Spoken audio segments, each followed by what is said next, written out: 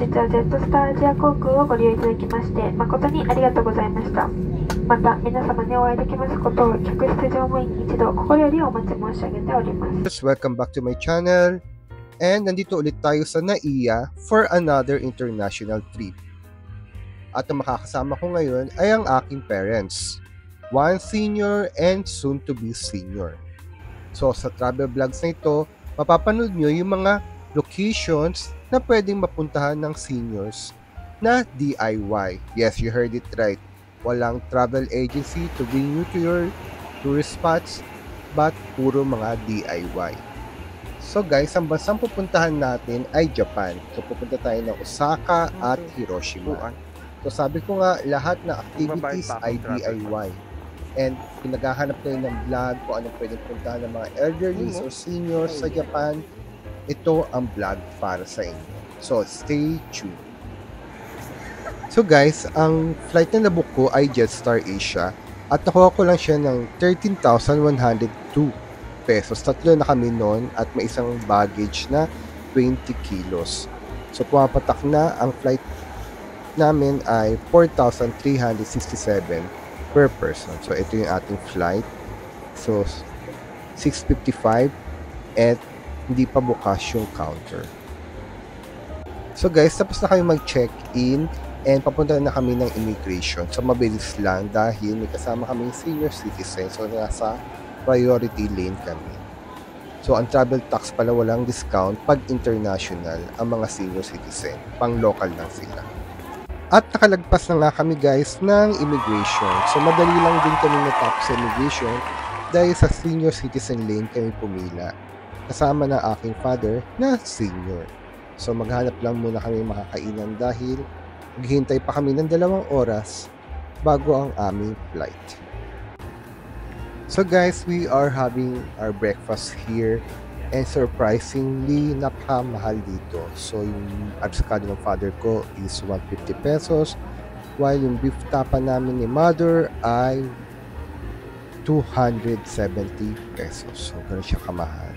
So magbaon na lang kayo. So guys, sa Jetstar Asia, check pa nila yung hand carry nyo bago kayo papasok. So my dad and my mom, so excited na siya sumakay ng airplane and excited na siya mag-Japan. So see na lang guys sa Japan.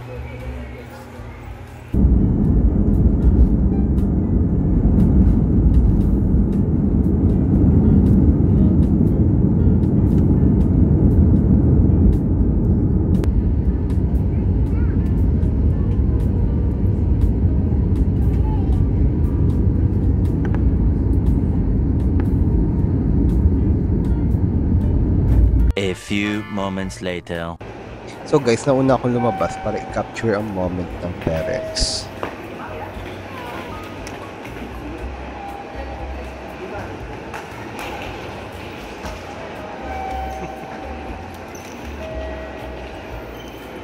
Welcome to Japan!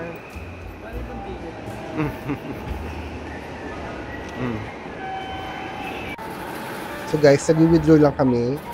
And we're going to have our lunch na. So, may mga ATM naman sa harap ng arrival section o pagkalabas nyo ng immigration. So, yun. Pwede dito BPI, GCash, C-Bank. Yun yung madalas kong ginagamit. Confirm. Saving. Ping. Yun.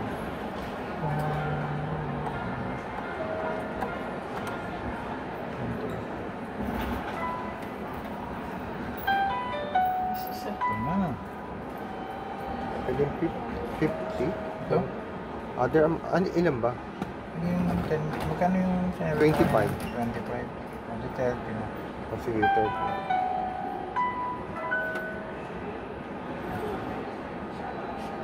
30. You choose Japanese yen. Mas mababa kasi ang currency niya.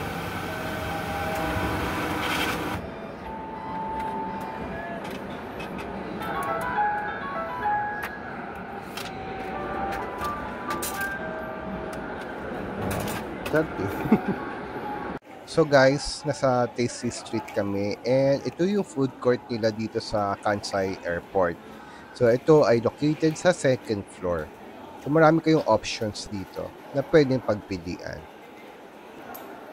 So itour ko lang kayo sa mga stalls na makikita nyo dito sa Tasty Street. So may mga ramen options kayong dito makikita. Dito naman yung takoyaki kung mahilig kayo.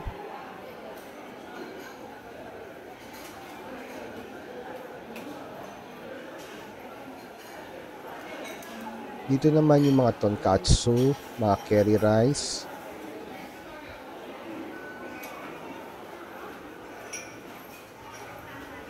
Ito yung yung Kamakura. So ito yung one of my favorite restaurants, go-to restaurants. Sulit din dito and napakalaki ng service nila. Yan yung kinuha ng father ko. Dito naman yung mga tempura, kung mahilig kayo sa tempura. Sa mga seats, abang-abang lang kayo dahil departure area nga to. And mabilis naman yung turn around nila. Hindi naman masyado nagkikwentuhan yung mga tao dito. So, ito guys, yung Kansai Airport Station. So, there are 2 lines na pwede magdala sa inyo sa Osaka pag dito kayo Nankai Line and JR Line. So, depende kung saan kayo nakatira or accommodation nyo. So, si Nankai, yan, papunta yan ng Namba. Yung terminus niya. Hindi kayo nakatira. Or yung accommodation nyo. JR Line, may diretso yan, papuntang Kyoto. Shin Osaka, Wakayama. Yan. Yun o. Haruka. Yung diretso ng Kyoto. Hello Kitty.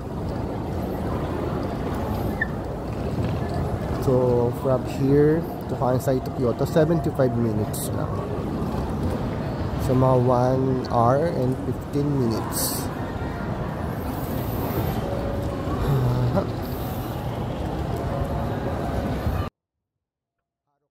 So guys, sa JR Ticket Office, yan din namin kinuha yung aming JR Kansai Hiroshima Pass. So, after this video, didiscuss ko yung pass para magkaroon kayo ng idea. So, may commercial break. So guys, ito yung JR Kansai Hiroshima Area Pass na binili namin sa Klook. So, 6,558 pesos siya as of this video. So, it will give you unlimited range sa mga local train sa area ng Kansai at Hiroshima. Then, pwede rin siya sa bullet train between Osaka and Hiroshima. So, binili namin siya para makatipid na din since 5 days na may validity nito. Since pag-Hiroshima kami, then if bibili lang kami ng ticket, aabutin kami ng 5,000 plus. Since pass kami, mas makakamura kami. Kasi yung 5,000 plus ay sagot na ni pass. Then magagamit pa namin siya sa mga JR lines. So, good deal to.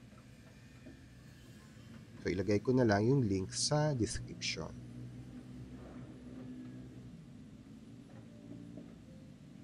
So guys, nasa loob na kami ng train na JR line. So, ginamit na namin yung JR Kansai Hiroshima Pass. Kasali naman kasi siya. So, papunta na kami ng Shin Imamiya Station kung saan located yung aming hotel.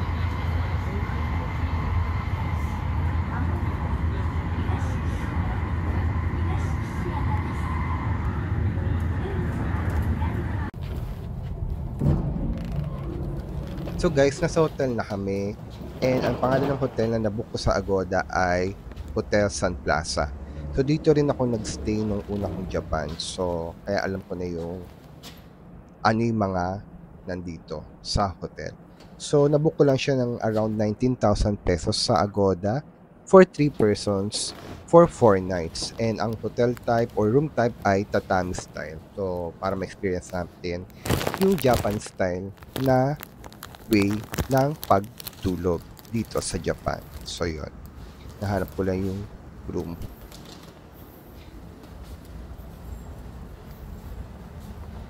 So dito pala, shared ang bathroom and toilet. So yun. Yun lang yung downgrade dito. Kung hindi naman kayo maarte sa ganun, pwede na ito para sa inyo.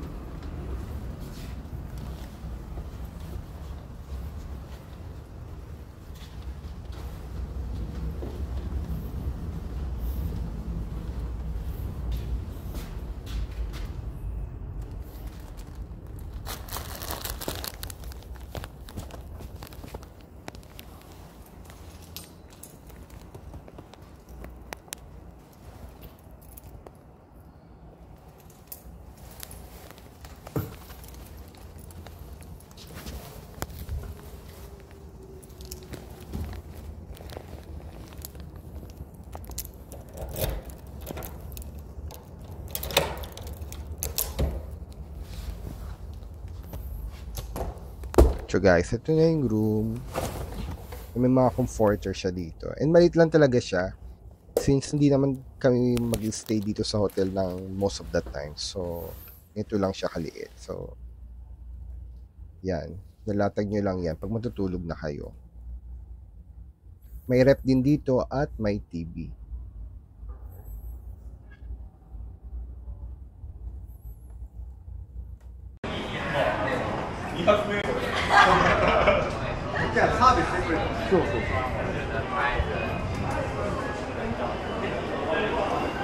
Street na to ay tinatawag nilang Nanyodori Shopping Street or also known as Janjan Yukuchu.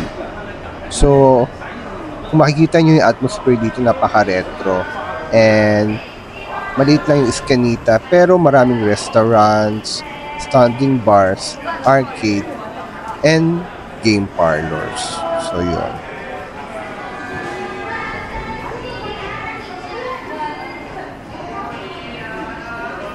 So, dito pala, pagkakain kayo dito, usually, ang prefer nila dito ay cash pa din. So, kung balak niyo pumunta dito, magdala pa rin kayo ng cash and credit card for some establishment. So, yun siya.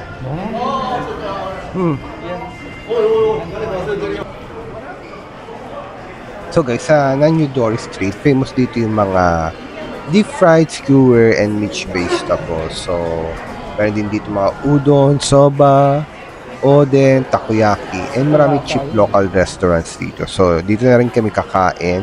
And pupunta lang kami sa open area ng Shinshikai where we can see the buildings or yung mga restaurants na sobrang liwanag. And makikita rin dito yung Chutenkaku. And dito na rin kami magdi-dinner.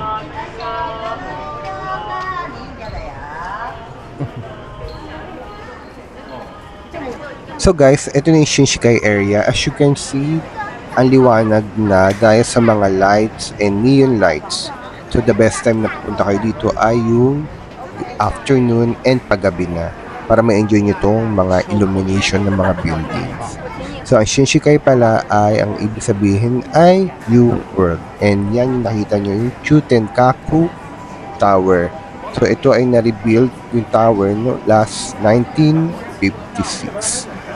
So yan siya guys. Maraming restaurants din dito. And souvenir shops as you can see.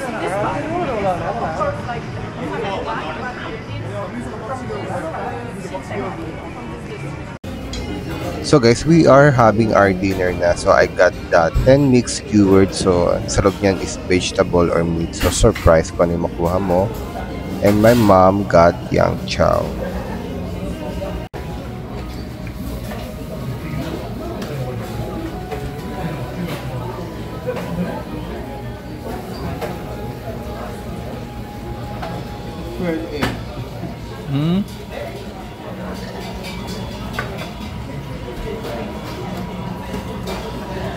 Hulaan ko ano.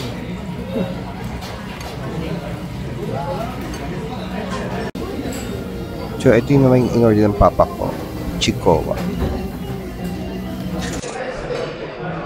So guys, sa Koshikatsu Dotiyaki kami kumain and meron siyang seating charge with appetizer na yun na 363 yen. And common naman yun sa mga restaurant sa Japan na may mga seat charge pero may pagkain yun. So, hindi basta-basta siyang may charge.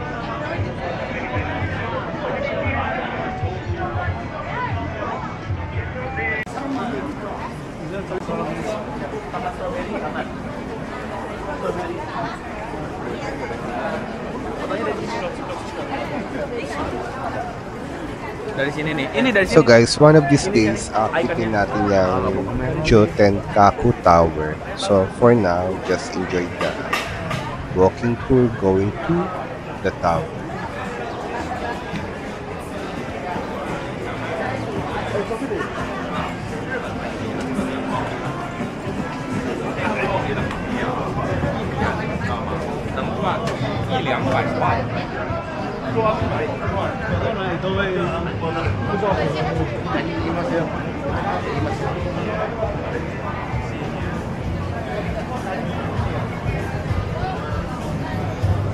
Ese no era aquí.